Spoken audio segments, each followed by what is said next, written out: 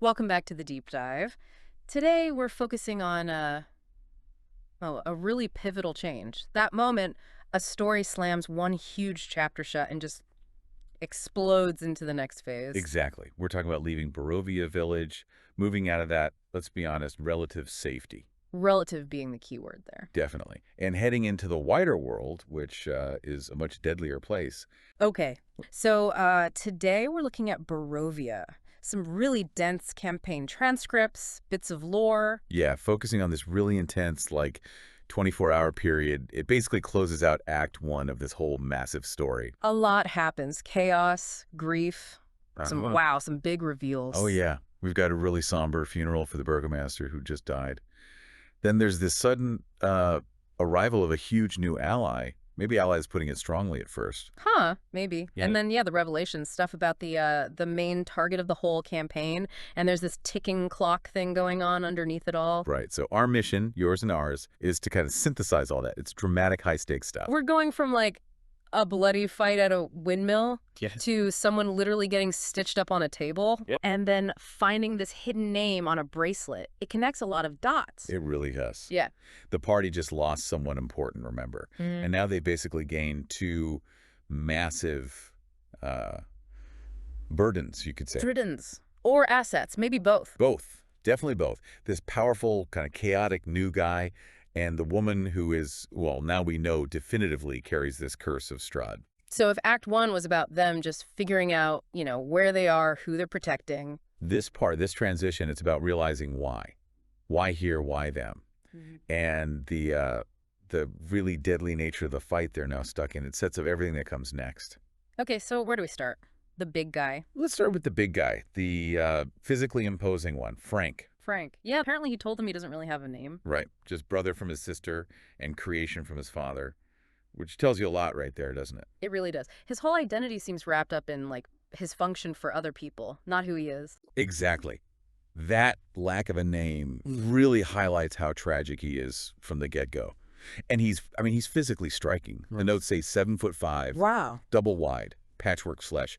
Clearly not human. He's a construct. And that's important lore for Barovia, right? Not just the zombie. Oh, absolutely key.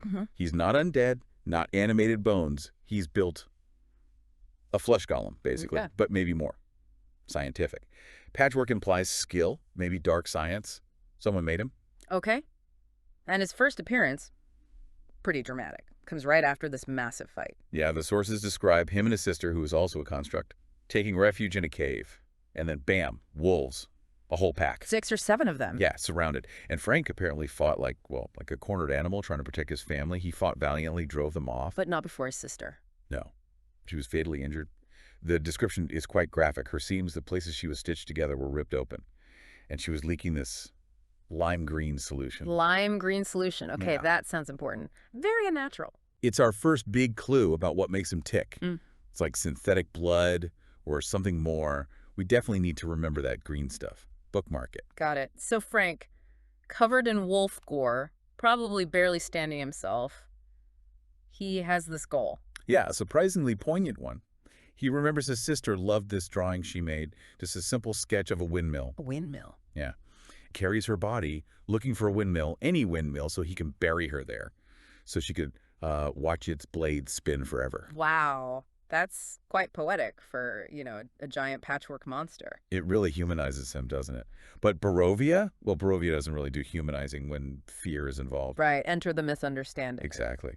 A local hunter who's out looking for his own missing daughter sees Frank. What does he see? A huge blood-soaked figure carrying a limp body near a windmill. Oh, no. The leap is instant. Terrifyingly logical, in a way, for this place.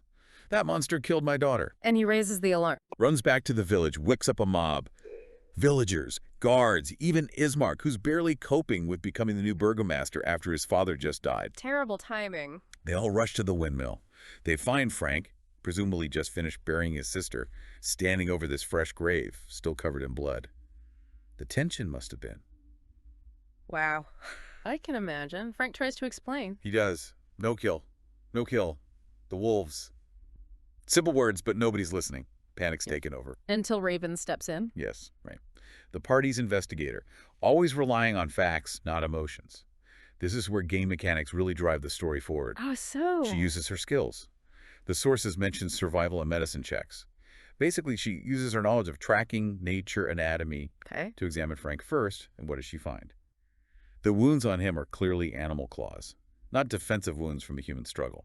Claw marks. Okay, so that's piece one. What about the body? That's the clincher. She insists they check the grave. Yeah. And the body Frank buried.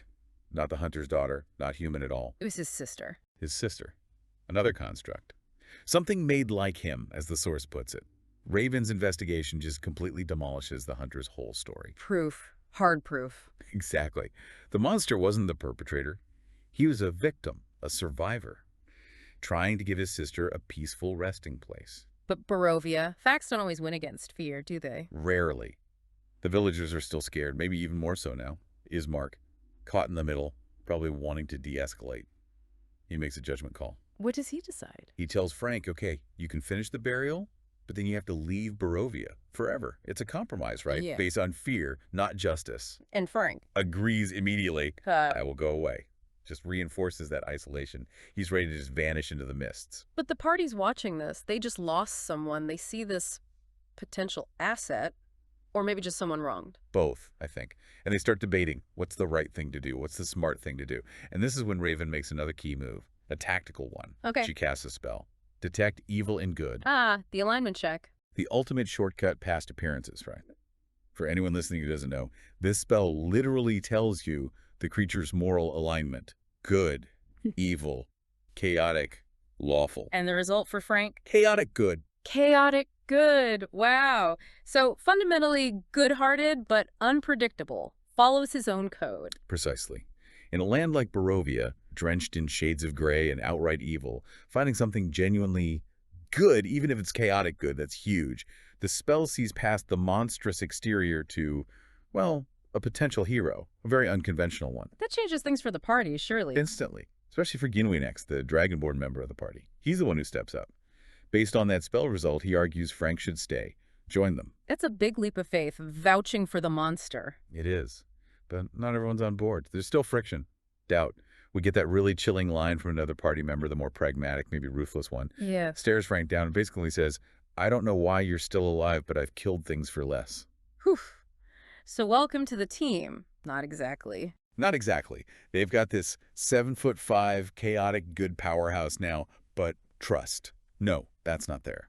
Suspicion is baked right in from the start. Okay, so they've decided he stays, but the tension is still there, and there's another problem, isn't there? He's still injured. A major problem. That agreement to stay is one thing, but keeping him functional is another. They have to get him back to the Burgomaster's mansion fast, which leads us right into the next crisis. The green stuff. The green stuff. Yeah. And the reaction at the mansion. Right, so they haul Frank back to the Burgomaster's mansion. How does that go over? About as well as you'd expect. Ismark and Irina are described as shocked and terrified. I mean, understandable, right? Totally. Their father just died, the village is a mess, and now the party brings this, a giant, bleeding, stitched-together creature. Exactly. But there's no time for awkward introductions or calming fears. Frank is literally leaking. Those wolf bites, the big ones on his stomach and chest. The green solution is seeping out. Actively. And it's clear this isn't just blood, it's vital. His life force is draining away. And the party calls it go-go juice. Yeah. A bit of gallows humor, I guess. But it highlights how essential it is. It's his power source. Yeah. And there's this detail about a glass porthole on his chest. Like Iron Man? Sort of. A weird biological version. And they can see the level inside. It was full before the wolf fight. Now it's maybe 3/4 full, but dropping because of the leaks. Okay, let's talk about the stakes. Why is this green liquid so critical? What happens if it runs out? It's not like he just gets tired, is it? No, not at all. Based on how constructs generally work in this kind of lore, that synthetic life force is finite. If it depletes completely, he doesn't faint, he doesn't fall unconscious, he just stops. Stops, like powers down. Powers down. Permanently. He reverts to being just inert materials. Stitched flesh, metal bits, whatever he's made of. Game over for Frank. Wow, okay, so the tactical pressure on the party is huge now. They've gained this potential bodyguard. Who comes with a built-in, very urgent expiry date. Yep. And they have no idea where to get a refill. Okay. Or spare parts. And normal healing, magic potions, cleric spells. None of that works. Nope. Doesn't work on constructs. Magic that mends flesh and blood. Useless on him. He's not biological in that way. So they need another solution. Fast. And they have to improvise. Pure ingenuity. This is where Irina becomes unexpectedly central. How? She's terrified of him, isn't she? Deeply. But the party has this flash of insight. They remember seeing her scarf, the intricate embroidery on it. They know she has sewing skills, taught by her mother, Karina. Sewing skills. Wait, he's stitched together. Exactly. The logic clicks. If he's held together by stitches, maybe stitches are what he needs to fix the leaks. So they ask Irina to sew up the monster. Yeah, and you have to picture the scene. Irina, still grieving, still scared of this hulking figure, but she sees he's dying, sees the party's desperation. And she does it. She does. It's described as a real moment of courage. She gets a sewing kit, maybe from her mother's things, and approaches him consciously and carefully. Must to take an incredible nerve. Absolutely. The sources say she's timid, glancing at the party for reassurance. But she does it. She pushes past her fear to help, methodically stitching up these huge gashes on this creature. Frank, how does he react? Does he flinch? Fight back? That's the other remarkable part. He's massive, obviously incredibly strong. But he just lets her, the notes emphasize, without a single grimace or grunt. Why? Just a high pain threshold? That's part of it, certainly. Reinforces he's not normal. Oh. But I think it's more. It's like submission. Trust. He understands she's helping him. He's allowing her control over his survival in that moment. That's a powerful image, the terrified young woman carefully mending the giant monster. It establishes this really unexpected bond. He proves he's not a threat to her, specifically. And she proves she can overcome her own fear to act. It's huge for both their characters. So the stitching works, the leaking stops. It does. The wounds are sealed. His life force, that green stuff, is stabilized. Still low, mind you, maybe less than 3/4 full now, but not actively draining anymore. The immediate crisis is over. Okay. Deep breath moment for the party. Frank's stable, resting. Now what? Now logistics. Yeah. They need to deal with the funeral, and they need to get moving. Right. The timeline. What's the plan? Kolyan's funeral is set for the next morning, Friday.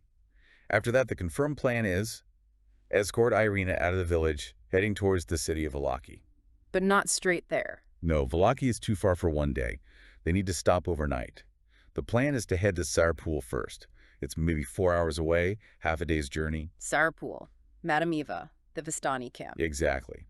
And crucially, they now have this urgent top priority side quest. Find more green drink for Frank. He apparently told them his home, wherever that is, the place this stuff comes from, is night stays away. Night stays, so days and nights of travel, meaning they don't have much time before he runs out completely. Precisely. The clock is ticking louder than ever. Frank's survival now depends on finding this mysterious green solution soon. So an uneasy night in the mansion, I imagine. And then the funeral. A very somber morning awaits. So, Friday morning arrives. The funeral day. What's the mood? Heavy. Very heavy. The source described this cold, pale light trying to cut through a thick, clinging mist all around the village. Inside the mansion, it's quiet, tense, anticipation. And Raven, the observer, picks up on the symbolism. Yeah, she notes that funerals at dawn often symbolize transition, which is spot on, isn't it? Passage for Kolyan, yes, but also a huge shift for Ismark, taking over as burgomaster, and for Irina, preparing to leave her home. Ismark must be feeling the pressure. Visibly. Described as kind of hunched, feeling the weight of it all. But Irina, she's preparing differently. How so? She's meticulously braiding her hair, getting dressed carefully. It's not just about grieving her father. She knows she's going to be facing the villagers, their whispers, their fear. She's steeling herself for their judgment. Because of the red hair, bad luck superstition. And Strahd. Exactly. She knows they blame her or fear her connection to the devil. Yeah. She even says something to Raven like, this feels like the end of one chapter but the start of another. She's resolved. It's not just survival now, it's proactive. Okay. And as they head to the church, that feeling of being watched returns? The ravens. Oh, yeah.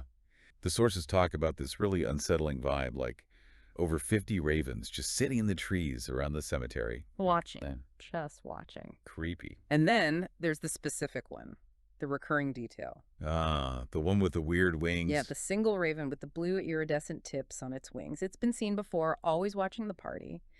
And it was there at the burial. Okay, so what's the commentary say? Is it just Barovian Gothic scenery? Or is it, you know, an agent, Strahd's eyes, something else? Well, that's the interesting part. The sources are deliberately cagey about it. The party feels watched, tracked, but, you know, ravings in Barovia. They can also be linked to the Keepers of the Feather, enemies of Strahd. So good ravens. Potentially. Yeah. But the blue tips, that's the anomaly. It leaves you and the party wondering, is this Watcher friend or foe? No. Keeps that tension simmering. Right. Constant uncertainty. It means the party is now significant, a factor in the larger struggle. They're being watched, maybe judged by potential allies, or maybe just observers. Exactly. Their actions, especially now with Frank and the confirmed Irina-Tatiana link, have put them on the Keeper's radar. Big time. Before they leave the cemetery, Father Donovich has some last words. He does. A final warning, really. He pulls them aside. Strahd's shadow grows longer every day, he says. If you stand against him, you must stand together. Alone, no one survives the devil. A plea for unity, Yeah. especially relevant given the Frank situation. Very relevant. And then he does something kind of beautiful in this bleak place. He grants them a point of inspiration. Mechanically useful, but symbolically. Symbolically huge. He explicitly says, hope is the rarest gift here. He's giving them a tangible piece of hope, acknowledging the fight ahead needs more than just swords and spells. It needs spirit. So the funeral ends not entirely on a down note, but with this grim resolve and a sliver of hope. Yeah. And the stage is set for them to finally leave the village. Hey. But first, Irina has one more stop to make and one massive secret to drop. Okay, back at the mansion after the funeral. Time to go. Ismark helps them prep. Yeah, he steps up, gives them rations, enough for 3 days, confirms the plan. Head for Sirpool. First, it's about 4 hours, a manageable half-day trek. Valaki is definitely more than a day away, so Sirpool is the logical overnight. And Madame Eva's camp there. It's seen as relatively safe, despite the Vistani connection. Safer than the woods, anyway.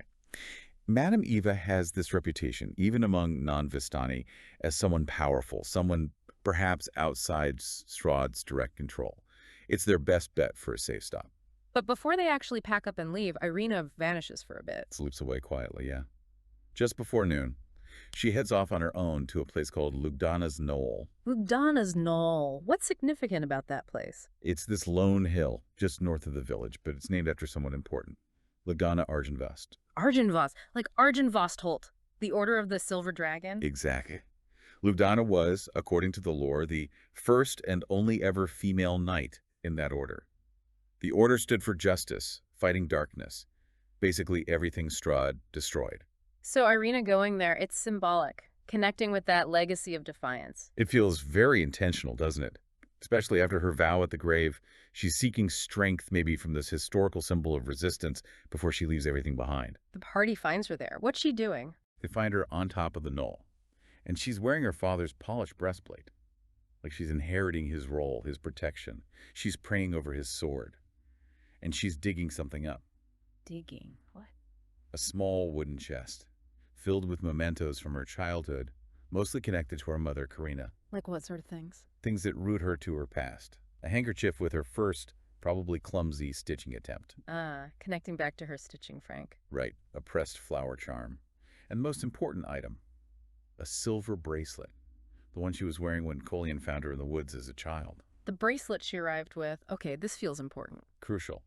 It's described as tarnished silver, set with a moonstone and tiny lapis lazuli stars. Very pretty. And as she's looking at it, maybe cleaning it off, she finds an inscription. It reads, Tatiana, may you find your path, and may you find light even in the darkest places, mother and father. Tatiana. There it is. Explicit confirmation. Undeniable. Irina herself is confused. She says, that's not my name. She explains her mother kept it as a keepsake. Proof she was a miracle child, because Karina wasn't supposed to be able to have more kids after Ismark. But for the party, for us, the listener, that name changes everything. It's the name of Strahd's original tragic love. The woman whose soul he believes is reincarnated, over and over, within Barovia. The woman he's eternally searching for, obsessing over. So Irina is the current vessel for Tatiana's soul. Whether she knows it or accepts it yet, that's who she is to Strahd. That's why he's interested. It explains everything. The focus, the visits. And speaking of visits, this revelation prompts Irina to finally share the whole truth. The bits Ismark had been trying to shield her from. About Strahd coming to the mansion. Yes. She reveals he's come for her twice, personally. The devil of Castle Ravenloft, she calls him. And the encounters were deeply violating. How so? The first time. The first time, he didn't break down the door. He didn't fight his way in. He stood at the door and simply Well, charmed them. both her and Ismark. Charmed them, like magically forced compliance. Exactly. Forced them to willingly invite him inside their home. Can you imagine the horror, standing there, watching yourself let the monster in, unable to stop it? Pure psychological terror. That's awful. Complete loss of control. And the second visit. Even worse, in a way. They'd barred the doors, boarded the windows, done everything they could. But he still got to her. Not through the door this time. To her bedroom window. How? Magic. Misform. Climbing. Doesn't matter. And she says he drank from me. And they just left. Calmly. Drank from her. He bit her. She confirms it. She removes her scarf, the one she usually wears, and shows them. 2 faint, pale puncture marks on her neck. Proof. Wow. So he is fed on her, but he didn't kill her. Didn't turn her. No. Which adds to the torment. Irina herself is confused, questioning why. Is this a game, or does he just enjoy tormenting us? She doesn't understand his motives, only the fear. And the guilt. She brings up the superstition again. Yeah, she internalizes it completely. Connects it all back to the local fear. They say women with red hair bring bad luck. I never wanted to bring any to you. She feels responsible for the danger, for Strahd's focus. Taking on the weight of this ancient curse, that's a heavy burden for her. Immense. So now the party knows. They aren't just escorting Irina Koliana, the adopted daughter of the burgomaster. They're escorting Tatiana's reincarnation, the marked obsession of Strahd himself. The mission just got infinitely more personal and more dangerous. Okay. Secrets out. Bracelet found. Time to actually leave. Time to leave. Irina gathers her pack. They head out of the village of Barovia for good. And there's this one last little moment. Yeah. As they're walking away, one party member, probably the cynical one, again looks back at the decaying village and just gives it a silent, angry gesture. A finger. The sources imply it strongly. A final defiant screw you to the misery and corruption they're leaving behind. Yeah. A powerful nonverbal exit. And they head off towards Serpool, towards Madame Eva, carrying Frank, carrying Tatiana's secret, entering Act 2. Exactly. The board has been completely reset. Okay, that was a lot packed into basically 24 hours. So much happened. Let's try and synthesize the absolute biggest takeaways for everyone listening, the critical shifts. Right. 2 massive pieces you need to hold on to going forward. First, the new guy, Frank, the monster. We know he's chaotic good now, thanks to the spell, so fundamentally decent, if unpredictable. A powerful ally. Potentially very powerful. But he comes with that huge vulnerability. The green solution, the go-go juice. We saw it leaking. We saw the porthole in his chest showing the level. And it's low. And his only known source is nights, days away. It's an immediate, critical problem for the party. If that solution runs out, he doesn't just get weak, he stops. He ceases to function. So keeping him operational becomes a top priority, almost overriding everything else, because losing him means losing a massive tactical advantage. Okay, so takeaway 1. Frank is a powerful, good-aligned asset with a critical vulnerability, his green juice. Got it. Takeaway 2, Irina, the game changer. The bracelet. The name, Tatiana. We've gone from suspicion, maybe strong hints, to basically confirmation. She is, for all intents and purposes in Strahd's eyes, the reincarnation of Tatiana. Which explains why Strahd is obsessed with her. Why he visited, why he charmed them, why he bit her, but didn't kill her. Exactly. The charm, the bite. Those aren't acts of random cruelty. They're acts of possession, marking his territory. He sees her as his tragically misunderstanding love, as ownership. The scars prove it. And Irina herself, she's changed too, hasn't she? Massively. Think about Father Donovich's blessing about hope being the rarest gift. Irina is starting to embody that. Her vow at the grave, I will not let fear rule my life. Right. Even knowing the superstitions, feeling the guilt of being bad luck, she's not just a passive victim anymore. She knows the stakes, she knows she's the target, and she's choosing to face it with determination. She is becoming that spark of hope. So the party's mission is clearer, but way harder. Protect Tatiana's reincarnation, who is actively choosing defiance, and keep their volatile, green juice-dependent bodyguard functioning. That's the core tension moving into Act 2. The stakes are sky high. Okay, so they're heading to Zerpool, to the Vistani camp, Madame Eva, which brings up, well, a tricky situation. Yeah, the Vistani dynamic is really interesting here. The party just had stuff stolen by some Vistani near the village, right? So distrust is high. Definitely. But Madame Eva, the leader at Serpool, is supposed to be this powerful seer, maybe even someone who opposes Strahd, or at least operates independently, a safe haven. It creates this contradiction. Are the Vistani untrustworthy thieves? Yeah. Or are some of them potential allies, protectors even, especially Madame Eva? Which leads us to that provocative final thought, something for you to chew on. Given the Vistani's historical ties to the von Zarevich line and Madame Eva's powerful reputation, what's their real game here regarding Irina? Are they playing both sides? Are they genuine protectors, as some legends say? Or are they maybe manipulating the party, leading them right into Strahd's grasp, perhaps under the guise of helping? Pawns, protectors, or something else entirely? That relationship is going to be critical, and tied directly to that, the immediate question of survival. So, connecting the dots. Act 1 was local defense. Zombies, mad priests, village politics. Dangerous, yes, but contained. But now, Now, Act 2 is the main event. It's about Strahd, about ancient history, about Tatiana. Irina isn't just a target, she's the target. The mystery is solved. The stakes are cosmic now. so for you listening, trying to piece this all together, what's the big takeaway here? I think it's the sheer speed and the subtlety of how central plot information can be hidden right in front of everyone. In plain sight. Totally. A simple bracelet. An old scar hidden by a scarf. These small details held the entire engine of the plot. Irina was carrying her destiny, literally, and no one saw it until the very last moment. So the lesson is pay attention to the little things, the keepsakes, the scars. They might be shouting louder than any prophecy. Absolutely. And maybe remember Father Donovich's parting words, too. As they were getting ready to leave, he gave him that little bit of, well, perspective. Right. He said, hope is the rarest gift here. Hold on to it, even if it's a faint light in the dark. Which is pretty much exactly what they need now, isn't it? Walking out of the village with the biggest target in Barovia painted on Irina's back. So let's recap. Frank the Construct, stitched up and allied Irina, revealed as Strahd's obsession almost certainly connected to Tatiana, the party. On the road to Sirpool, Madame Eva, and eventually Valaki. And don't forget the Watcher. That blue-tip raven is still out there. Plus, now that Strahd's ultimate prize is identified and out in the open, what happens next? When they leave the village walls and step into the mists proper, they're heading towards a fortune teller, carrying the person who might be the subject of the land's oldest, darkest prophecy. The road ahead is definitely long. Yeah. And dangerous. But the destiny, terrifying as it is, seems pretty clear now. You'll want to stay tuned, because this story is just getting started.